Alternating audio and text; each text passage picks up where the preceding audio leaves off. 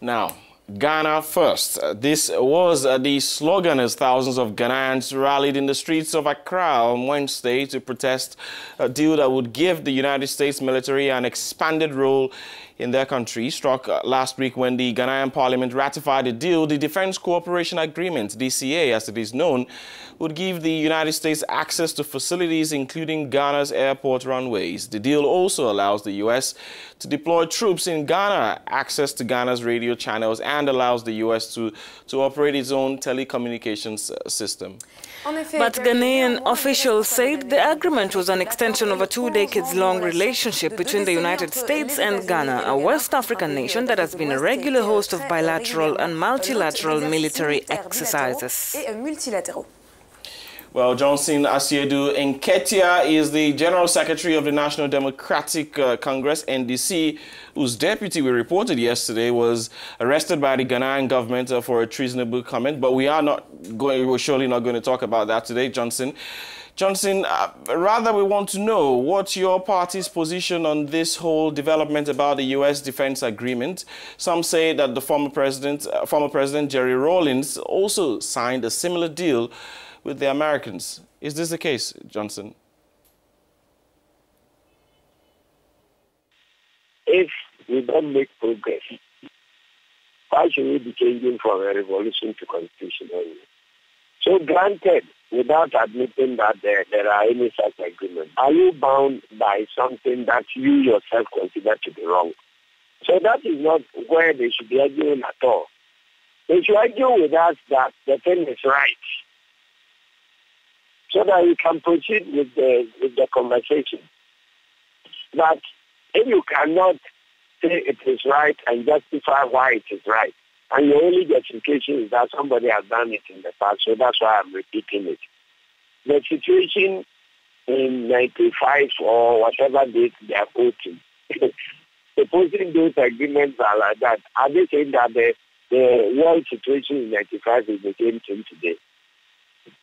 But the fact of the matter, the truth of the matter is that those agreements they were referring to are completely different from what they are presenting to us. And what they are presenting to us, we will compare it with the similar agreement entered into by Kenya and the United Kingdom. We wonder whether our leaders are still showing any modicum of leadership. But your party has members on the Interior Committee in Parliament who could have pushed for changes to some of the portions of the agreement that you oppose. In the first place, the law does not allow any change in terms of the agreement by Parliament at all. What Parliament is expected to do is to ratify an agreement that has been executed already by the President. So it is at the point where the agreement is being negotiated before execution. That is where, if you have sensible leadership, they can make the changes to make sure that the agreement reflects the national interest and protects our national sovereignty.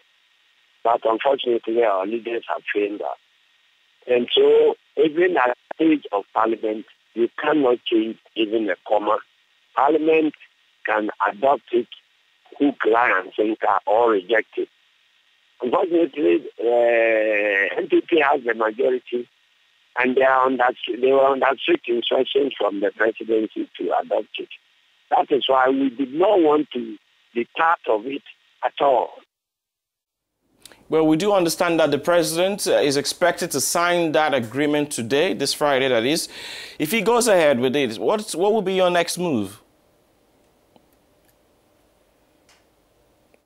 The Ghana side, as represented by the president or his authorized agent, plus the other side, the Americans, they should have all signed and executed the document before the document is tabled at Parliament for it to be ratified. We complain about this procedure that the document before Parliament was not competent to be laid before Parliament at that stage because it was a draft agreement that has not been executed.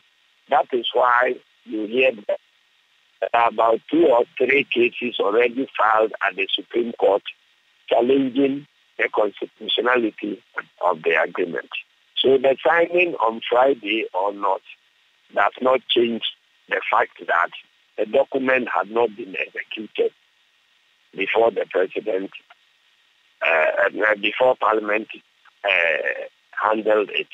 So what Parliament did cannot amount to ratification because ratification happens when something has been approved before or executed before. So Parliament's purported ratification, in our view, is null and void and of no consequence.